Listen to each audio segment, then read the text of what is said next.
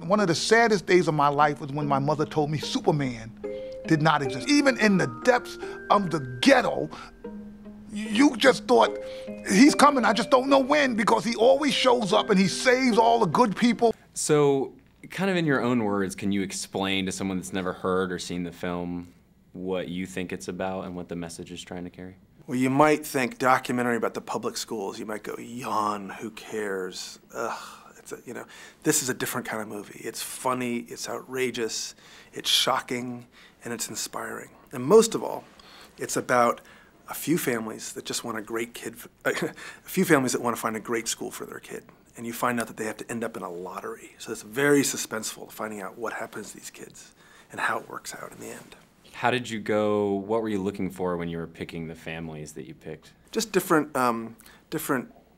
ages and demographics. We have a white middle-class family in Northern California, and they buy a home in a neighborhood because they think the schools are going to be great, and you find out that they're not so great. You have kids in LA and in New York, and you find there's a sort of a universality that you think maybe parents over there are different, but what I found is that every parent that I met is like me. They just want the best for their kids. And every kid that I met just wants, has big dreams and wants a great teacher. And so the film is like, why have we forgot? Why have we made it so difficult? And so it's a very inspiring message. Do you think the goal of the film is more to provide answers, or do you think it's more to raise awareness of the problems that's going on? You have a few people in America that are thinking about this and working on this and struggling and finding out what works. And then you've got a huge swath of people, like me, who've been frustrated. They just feel like, oh, it's impossible, and the schools are broken, and we've tried and it just doesn't work. This film is for them. It explains what's at stake. This affects the price of your home. It affects how safe your neighborhood is. It affects the future of the country and its economy. So we have to act now to fix our schools. It also shows that we now know it works. 10 years ago, I made another documentary, and it was like, ooh, we're a mess. Now there's a new generation of reformers that have broken the code. They know they can go even into the toughest neighborhoods and take those kids, every kid, and make 90% of them go to college. So if we know it works, if we have the key, why aren't we doing something about that? So that's what this movie's about. It's about to bring people together, see the movie, talk about it, and be part of the solution to give every kid in America a great education. Among 30 developed countries, we rank 25th in math and 21st in science. In almost every category, we've fallen behind, except one. Kids from the USA rank -- 1 in confidence. What's the general reaction you get from educators after they see the film?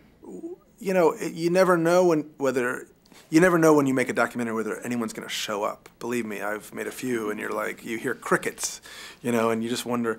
The outpouring of support for this movie has been incredible, and it's across all political lines. Democrats, Republicans, conservatives, liberals, they all say, wait a minute, now this is a great way to come together to support the movie. So you can go to our website, waitingforsuperman.com. You can learn what's happening in Georgia, what's happening in Atlanta. We actually have a campaign manager for every major city, so you can get their name and number. You can learn what's going on in Georgia, what laws you can support or vote against, what leaders you can support, what great schools you can help, and how to get involved in fixing our schools. The movie comes out October 8th. All right, and the last question.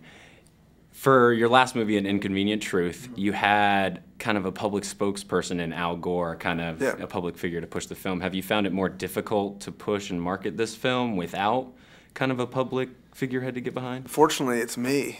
Who wants to go see a movie because of me? We have Bill Gates in the movie.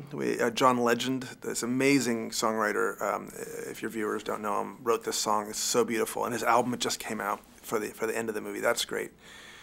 But the difference is like for global warming, you have people who didn't believe it was true, some people who did, some people who loved Al Gore, some people who didn't.